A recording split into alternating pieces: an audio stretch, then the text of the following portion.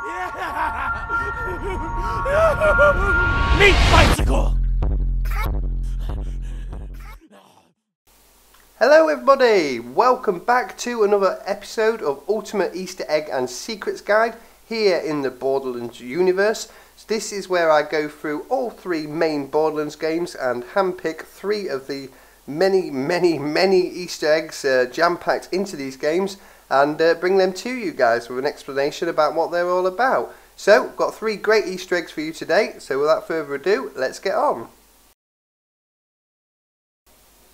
So we are starting off in Borderlands 1 and we're heading to T-Bone Junction, which is of course the fourth DLC to come out for that game. And when we head to T-Bone Junction, we're going to spawn straight in and head to the outside because very close to where we spawn in to this big area, there's a little catwalk that we want to be heading down. It's on the right hand side and I'll show you right now. It's just over here. Head to the left hand side and keep following the paths all the way down. You're going to go around a load of these catwalks and that, but eventually you'll get to a strange room right at the end just here.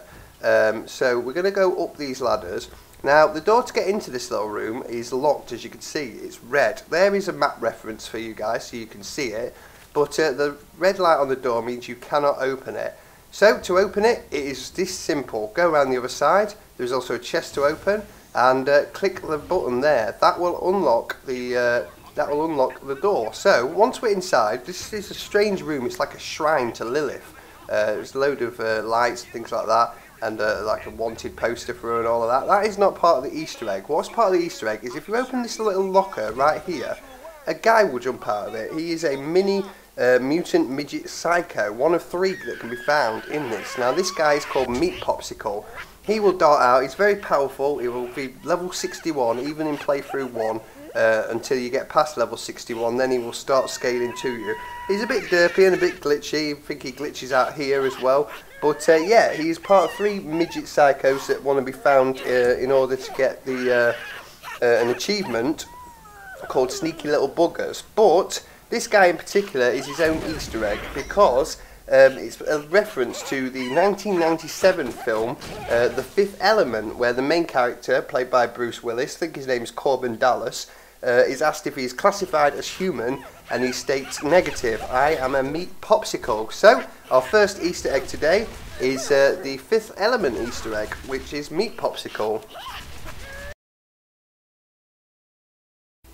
Okay, for our second Easter egg, we are in Borderlands 2. In the map Caustic Caverns. Now if we come to the part of the map where the boss Blue is, who is just there, if you look a bit further on behind him, there is this suspicious looking island over there. Now it doesn't show up in the map exactly where it is, but the random place it is about over there. So what you've got to do is make your way over there, and you've got to run through the corrosive water, so make sure you have some kind of healing ability and a big shield on you, but eventually you'll make it over to this island. Now this island is a Easter egg to another game. There is a couple of like weird crystals around that you can smash. There's some square blocks. There is a transition of a ghost sat on one of these rocks. There's also a little campfire. But the most notable thing to actually see on this island is there is a knight sat up on the edge of the rocks. He is called Solitaire. You have the option to talk to him, but all he does is laugh at you. But this is Solitaire, which is a direct reference to Solaire of Astora, which is from the game Dark Souls. So this is pretty much a lone island dedicated to Dark Souls. So there is Solitaire now, and there he is just laughing at me. He doesn't really do anything very much. There's nothing else to do on this island, but a good reference right there. So for our Borderlands 2 Easter egg today, that is the Dark Souls Easter egg. So for our final Easter egg of the episode, we are in Borderlands the pre-sequel, which was of course made by Australian developers, so there's going to be a few Australian references in this game, and sure enough today is one of them. So we are in the map Crisis Scar, and we're going to be taking on the main boss, which is Red Belly. Now Red Belly is an Easter egg to an old Australian bush ranger who became an outlaw called Ned Kelly. Ned Kelly was famous for his homemade armour, which was practically impenetrable, and this guy Red Belly is pretty much modelled on him. His thing on his head is all to do with Ned Kelly, which you'll see pictures of popping up on the screen. And there's a couple of references in the game where the Red and Belly have a discussion in an echo recording about Belly's missing leg armour. This is a reference to how Ned Kelly was finally taken down, which was 2 shotgun blasts to the knees.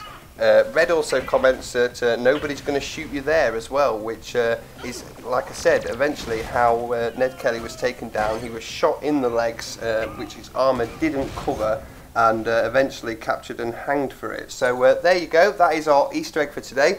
The old Australian outlaw called Ned Kelly.